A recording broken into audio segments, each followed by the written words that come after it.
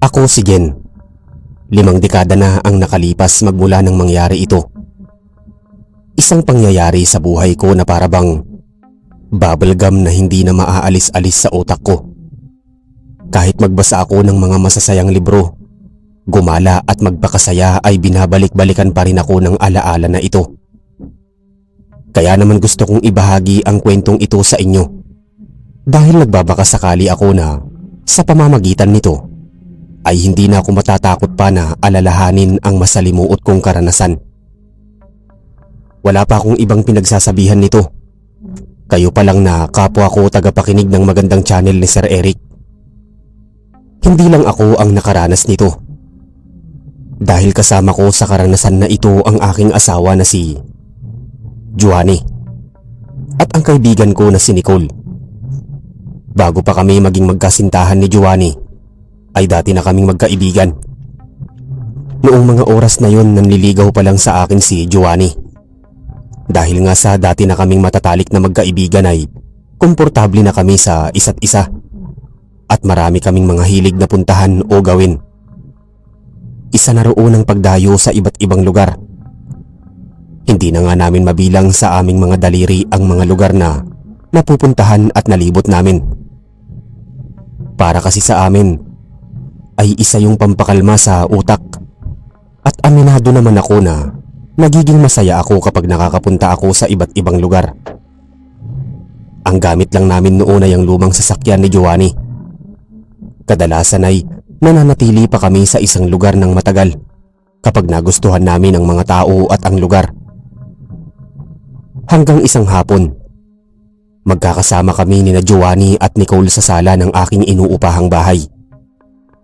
Lahat kami ay kakatapos lamang ng trabaho at saktong magkakaroon kami ng isang linggong pahinga. Nag-iisip kami noon kung anong pwedeng gawin sa isang linggo na yon. Hindi kasi kami ang tipo na tao na mananatili lamang sa bahay. Para din sa akin ay nakakabagot yon. Biglang nagsuhestyon si Nicole na mag-road trip daw kami. Pumunta daw kami sa isang lugar na madadaanan lang daw ng aming sasakyan. Tinanong ko naman si Nicole na sayang lang sa gasolina kapag hindi namin alam ang aming pupuntahan. Sumingit naman si Joanny na nagsuhestyon na pwede raw kaming pumunta sa isang malayong probinsya at manatili sa isa sa mga baryo na yon. Sabik ko pang tinanong si Joanny kung malapit ba yon sa dagat. Pero sinabi niya na bundok na daw yon at kadalasan ay gubat na ang makikita. Nadaanan lang daw ni Joanny ang probinsya na yon noong pumunta siya sa kanyang lola.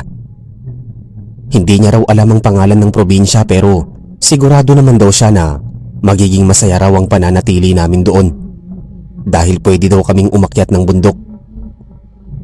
Pumayag agad si Nicole kaya pumayag na rin ako. Nasabik pa ako noon kasi panibagong lugar na naman ang aming mapupuntahan. Noong araw din na yon ay nag-impake kaming 3 at nagkita-kita sa harapan ng bahay ni Joanny. Ang sasakyan ni Joanny ay maliit lamang at luma na, pero kaya pa naman noon bumiyahe ng matagal. Inaya na kami ni Joanny na sumakay sa sasakyan.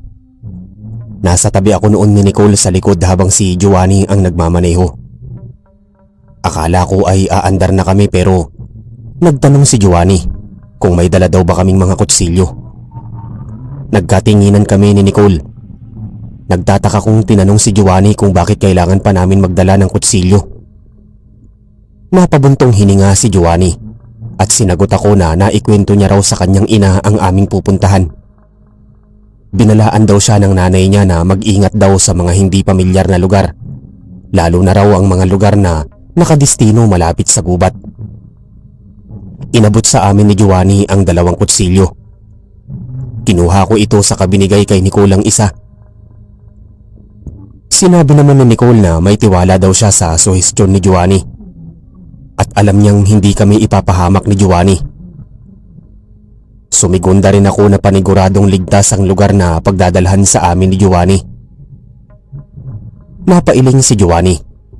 Sinabi niya sa amin na kailangan pa rin daw namin makasigurado dahil pare-pareho raw kaming wala pang alam sa lugar na yon. Hindi na kami nakaimik pa nang umandar na ang sasakyan. Binaliwala ko na lamang ang sinabi ni Giovanni. Pagtingin ko naman kay Nicole ay naggibit balikat lang ito. Saka nagkwento na sa akin patungkol sa pag-aaral niya. Sa kalagitnaan ng aming biyahe ay nagulat kami nang magsalita si Giovanni. Naiinis na siya dahil naipit na naman kami sa malalang traffic. Nag-aalala pa siya na baka gabi na raw kami makapunta sa probinsya na yon. Tumingin ako sa paligid. Mahaba nga ang traffic at mabagal din ang pag-usad nito. Magsasalita na sana ako nang maunahan ako ni Nicole. Nakatingin siya sa bintana na nasa tabi niya. Kaya nakasilip din ako roon.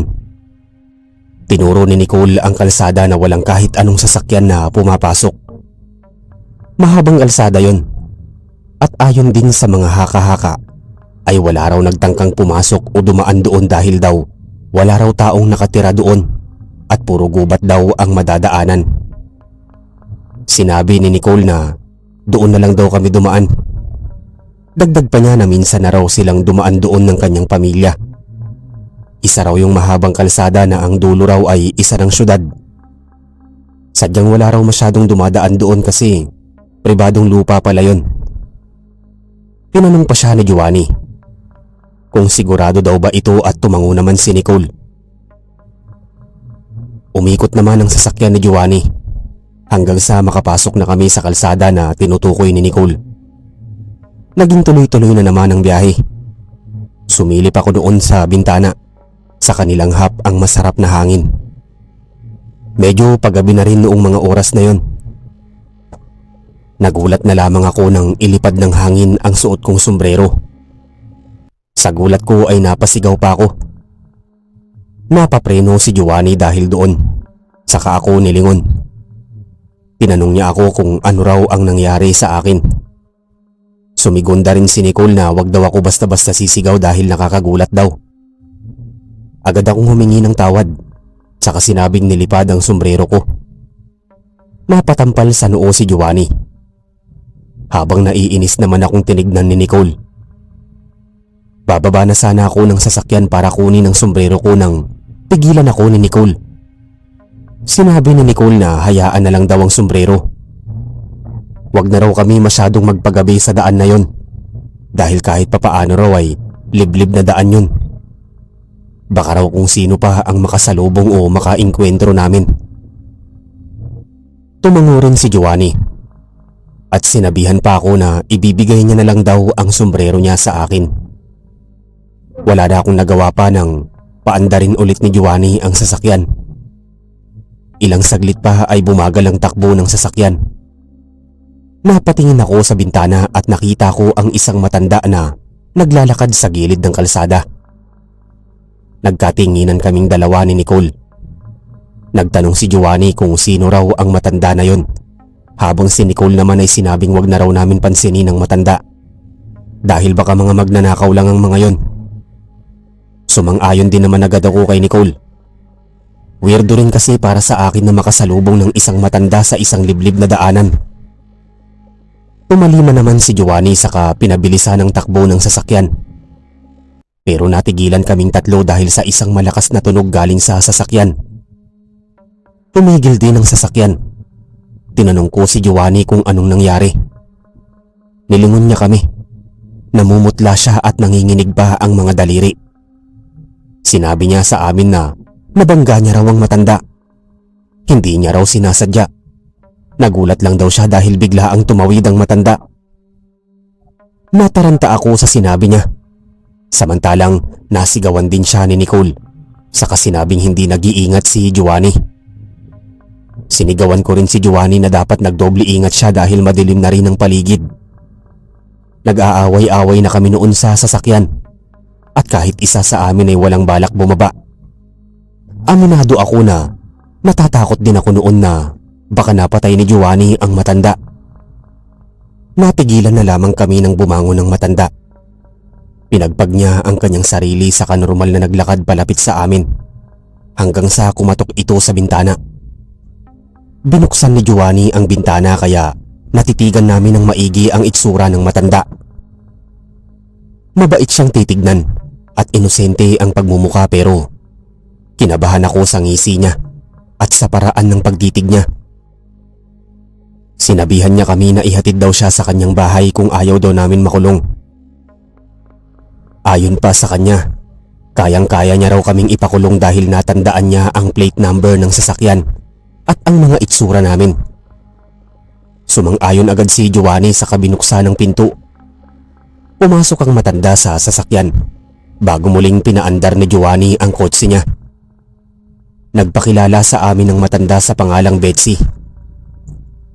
Lola Betsy na lang daw ang itawag namin sa kanya.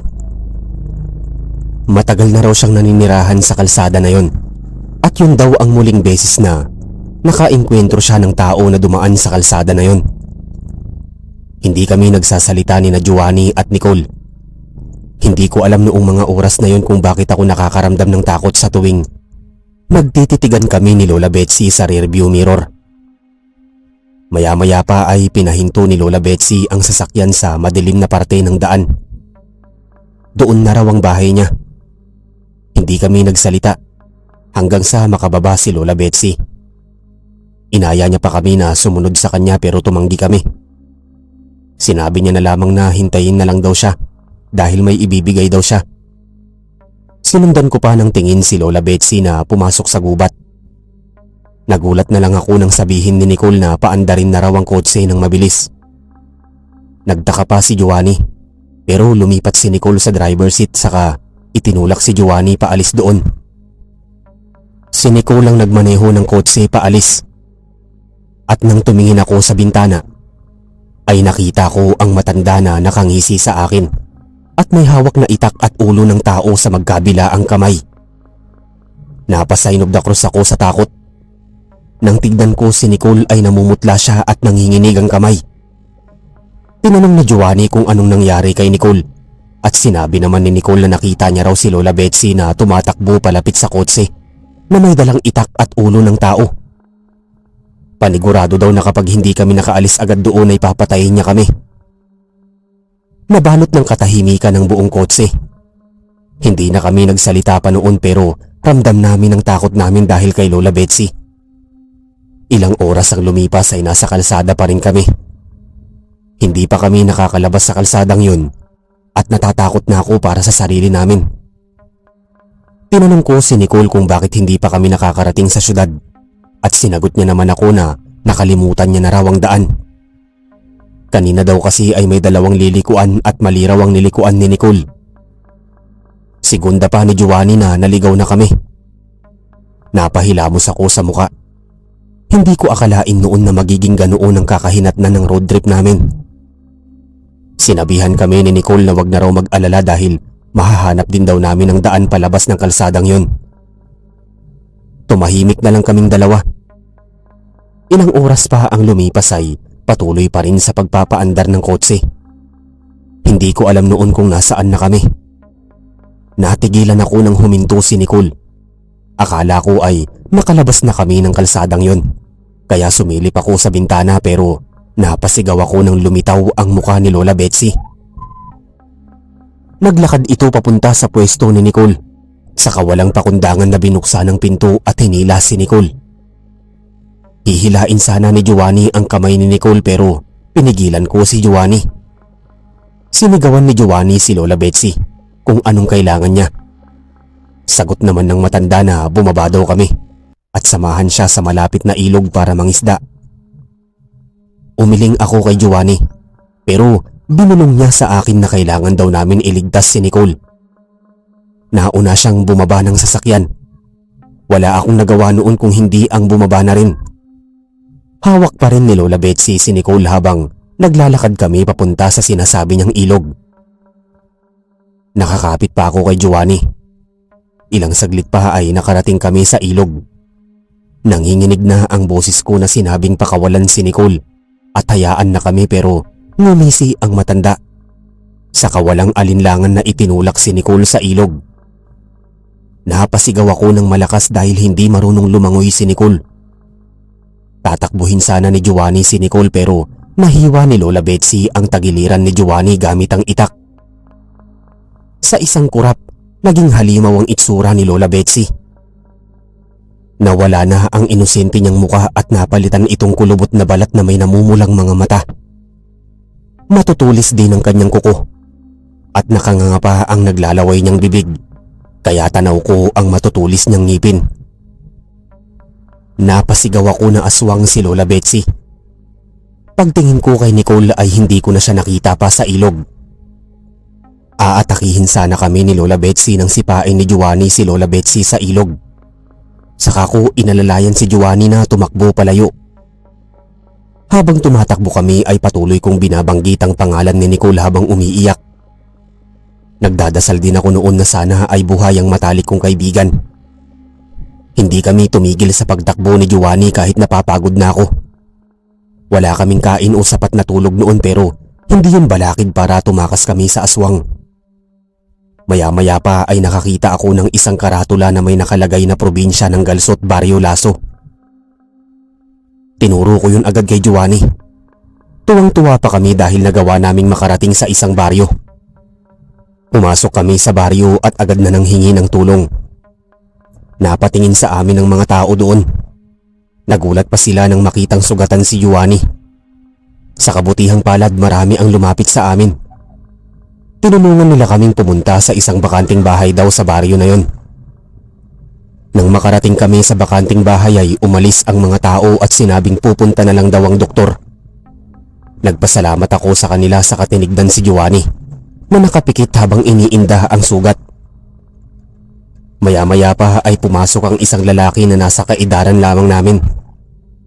Nagpakilala siya sa pangalang Berto. Siya raw ang doktor sa baryo na yon. Hinayaan ko na lamang na gamutin ni Berto si Giovanni. Hindi ako mapakali noon. Ang iniisip ko noon ay si Nicole at ang kalagayan ni Giovanni. Nang matapos si Berto ay nakita kong tulog na si Giovanni.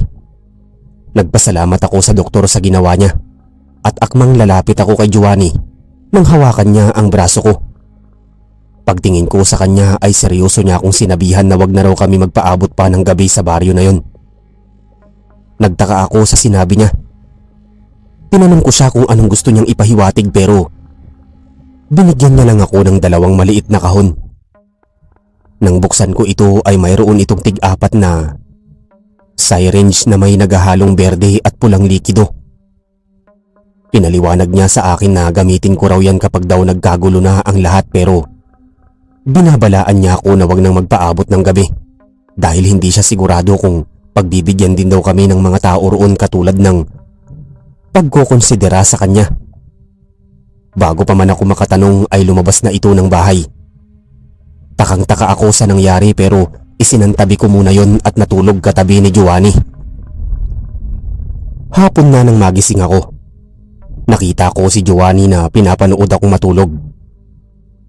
Tinanong ko siya kung ayos lang ba siya at tumango naman siya sa akin. Sinabi ni Giovanni sa akin na nag-aalala daw siya para kay Nicole. Natatakot daw siya na baka patay na ito. Hindi ako nakaimik. Yun din kasi ang haka-haka ko noong mga oras na yun. Sinabihan ko naman si Giovanni na huwag kaming mawalan ng pag-asa dahil hanggat hindi namin nakikita ang bangkay ni Nicole ay sigurado kaming buhay ito. Natahimik kaming dalawa ng ilang saglit bago ko sabihin kay Giovanni ang sinabi ng doktor na si Berto. Pinakita ko rin dito ang ibinigay ni Berto. Pinagmasdan ni Giovanni ang mga syringe at ang berde at pulang likido na nasa loob nito. Sinabi niya sa akin na mukha raw gamot ang nasa loob. Akmang itatarak ni Giovanni ang syringe sa sarili niya nang pigilan ko siya. Sinabihan ko siya na wag basta-basta magtatarak ng mga syringe sa kanyang sarili. Nagkibit balikat lamang si Giovanni. Tumayo ako para sumilip sa bintana. Noong mga oras na yon ay nakakaramdam na ako ng gutom. Pagsilip ko sa bintana ay napansin ko ang mga taga-baryo na may pinagkakaguluhan. Hindi ko na sana yon masyadong papansinin nang matanaw ko ang nilalang na pinagkakaguluhan nila. Mabilis kong tinawag si Giovanni. Bakas ang pag-aalala ko sa mukha noon. Nakita ko lang naman noon si Lola Betsy na karga-karga ang walang malay na si Nicole. Nakangisi pa si Lola Betsy habang nakikipagkamay sa mga taga-baryo. Pagsilip ni Giovanni ay rinig ko ang kanyang pagsinghap at ang mahina ng bulong na nasa baryo daw kami ng mga aswang. Automatiko akong kinabahan. Sinabihan ko si Giovanni kung anong pwede naming gawin lalo na't hindi namin kaya na makipaglaban sa ganoong karaming tao. Dagdag ko pa na kailangan namin iligtas si Nicole. Sinabi ni Giovanni na hintayin daw namin maggabi dahil panigurado daw na aalis ang mga aswang para kumuha ng kanilang makakain sa gubat. Pumayag ako sa gusto ni Giovanni at kahit gustong gusto ko na noon hanapin at iligtas si Nicole ay pinakalma ko ang sarili ko. Pagdating ng gabi, agad kaming naghanda ni Giovanni para sa aming gagawin. Gaya ng inaasahan, isa-isang nagsialisa ng mga tao doon at nasaksihan ko rin kung paano sila magpalit ng anyo. May isa pang kabaryo na pumasok sa bahay kung nasaan kami at sinabihan kami na wag muna raw uuwi.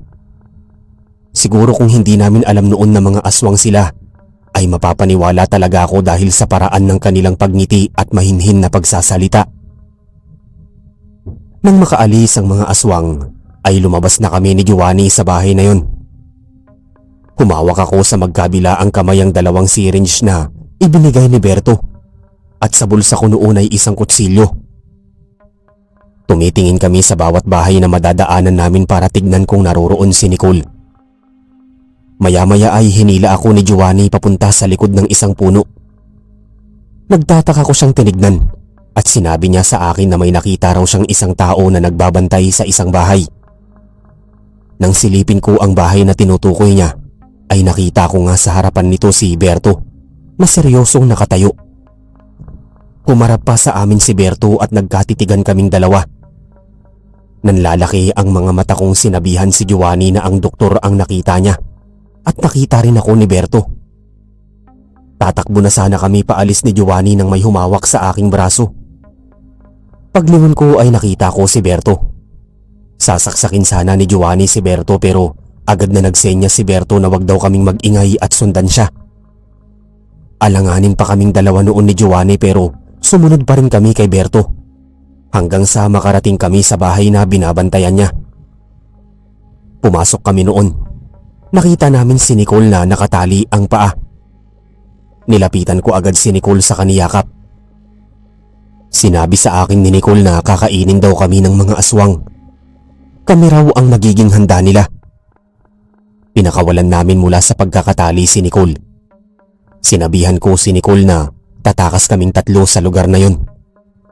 Napatingin ako kay Berto nang magsalita siya. Sinabi niya sa amin na tumakas na raw kami dahil sa mga oras daw na yon ay pabalik na ang mga aswang. Tinanong siya ni Giovanni kung bakit niya kami tinulungan at sinabi naman ni Berto na isa siyang tao na naging alipin lang daw ng mga aswang para mabuhay. Ayaw niya na raw kasing maranasan namin ng parehong kapalaran na naranasan niya.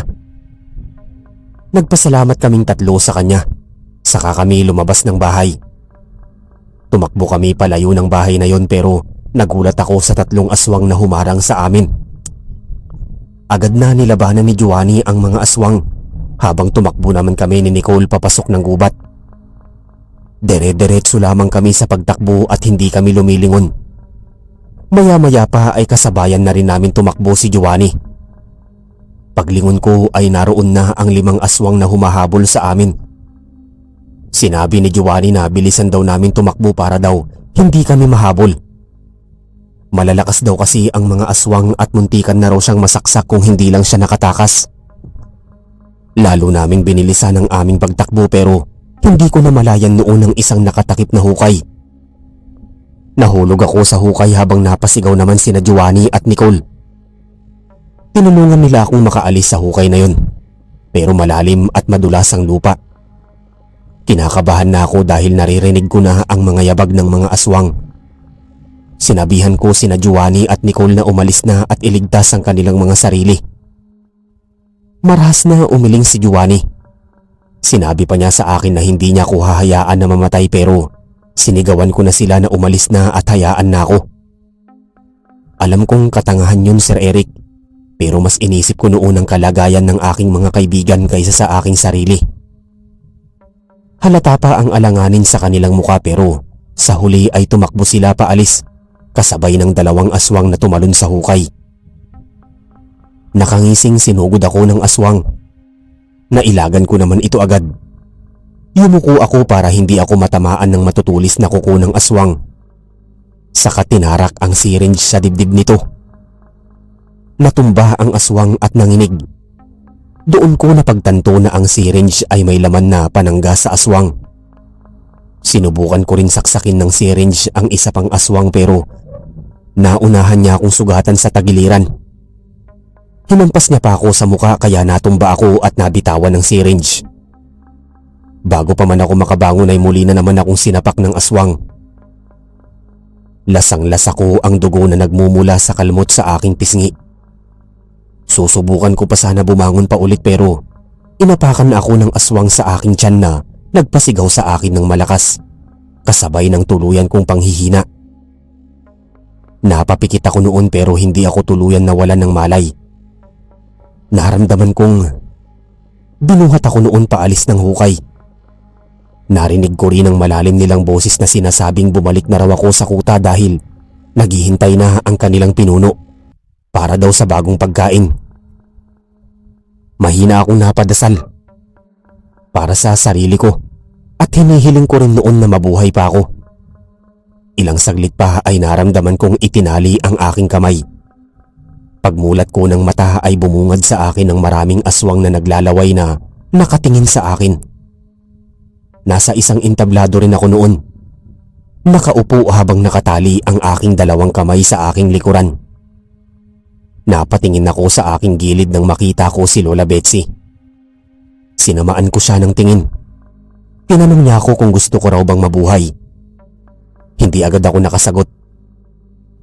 Naalala ko kasi noon yung sinabi ni Berto. Muli niya akong tinanong kung gusto ko rin daw bang mabuhay ang aking mga kaibigan. Segunda pa ni Lola Betsy na alam niya raw kung saan makikita ang mga kaibigan ko. Sigurado daw siyang mahahanap niya ang mga ito at papatayin. Naikuyom ko ang kamao ko sa inis. Sinabi ko kay Lola Betsy na hayaan na ang aking mga kaibigan dahil hawak na nila ako. Mahinang tumawa si Lola Betsy. Hahayaan niya raw ang mga kaibigan ko kapag papayag daw ako sa kanilang iuutos sa akin. Ako na rin daw kasi ang magiging kapalit sa traidor nilang alipin. Pagtingin ko sa aking harapan ay nakita ko si Berto na hawak ng 2 aswang. Bago pa man ako makapagsalita ay nasaksihan ko kung paano itarak ng aswang ang kanyang daliri sa dibdib ni Berto. Nakamulat at nakanganga si Berto nang bumagsak siya sa lupa. Nanigas ako sa aking kinauupuan noon. Hindi ko akalain na makakasaksi ako noon ng ganoong kabrutal na kamatayan. Napatingin ako kay Lola Betsy nang hawakan niya ang baba ko. Sinabi niya sa akin na kung gusto ko raw mabuhay pa ay gagawin ko raw lahat ng gusto nila. Nanginginig akong tumango noon. Wala akong ibang pagpipilian pa noon kung hindi ang pumayag kaysa mamatay ng ganoon kabrutal. Sinabi niya sa akin na sayawan ko raw sila para daw kahit papaano ay malibang din naman sila. Inalis nila ang tali sa aking kamay saka sapilitan akong tumayo. Pinilit ko ang sarili ko noon na wag maiyak dahil alam kong walang mapupuntahan ng pag-iyak ko. Sumayaw ako sa harapan ng mga aswang na yon na para bang manika. Walang kahit anong emosyon akong pinapakita at sumasayaw lang ako para lang mabuhay. Ilang saglit pa ay napansin ko ang 2 ulo sa likuran ng isang malaking bato. Nangunot ang noo ko. Pero nang sumilip ang isa sa mga nagmamay-ari ng ulo, ay nakilala ko agad si Giovanni. Nasa tabi niya rin si Nicole na tumitingin sa paligid. Agad akong nag-iisip noon ng paraan para magawang makaalis sa sitwasyon na yun. Bumaba ako ng entablado, saka sinayawan ng isang grupo ng aswang. Nagsigawan ng mga ito sa tuwa. Pinagpatuloy ko ang aking pagsasayaw habang pasimpleng kinukuha ang kutsilyo sa aking bulsa. Hinawakan ko pa ang balikat ng isang aswang at sa isang iglap ay sinaksak ko ito ng kutsilyo. Nagkagulo ang mga aswang. Dahil doon, ginawa ko na rin yung paraan para lapitan ng mga kaibigan ko na nagulat din sa aking ginawa. Hinila ko pa sila para makatakbo kami. Habang tumatakbo ay inis ko silang sinabihan kung bakit pa sila bumalik. Sinabi naman sa akin ni Giovanni na hindi niya raw nila ako kayang hayaan lamang doon. Magkakasama raw kaming nakarating doon kaya magkakasama rin daw dapat kaming mababalik. Ayon pa kay Giovanni, dala-dala na raw niya ang kanyang kotse dahil nakita raw nila ito noong pinatakas ko sila. Hindi kami lumilingon sa aming likuran pero ramdam ko noon na nasa likuran namin ang mga aswang. Ilang saglit pa ay nakalabas kami ng gubat at natanaw ko na ang aming sasakyan. Agad akong sumakay at si Giovanni sa kotse. Sumakay din sa passenger seat si Nicole. Pero akmang isasara na ang pinto ng sasakyan nang mahila ng isang aswang si Nicole. Agad kaming lumabas ni Giovanni sa kotse. Sinugatan ko sa likod ang taong humila kay Nicole. Saka sinugatan ko ito sa pisngi. Sabay-sabay din sumugod sa amin ng mga aswang at kahit nakakalmot na ako noong mga oras na yon, ay pinipilit ko pa rin silang mailagan. Pinapatama ko ang kutsilyo ko sa kanilang muka at sa tuwing gagantihan din nila ako sa aking muka, ay agad akong yumuyuko. Kaya naman ang aswang na nasa aking likod ang natatamaan ng kuko ng isa pang aswang.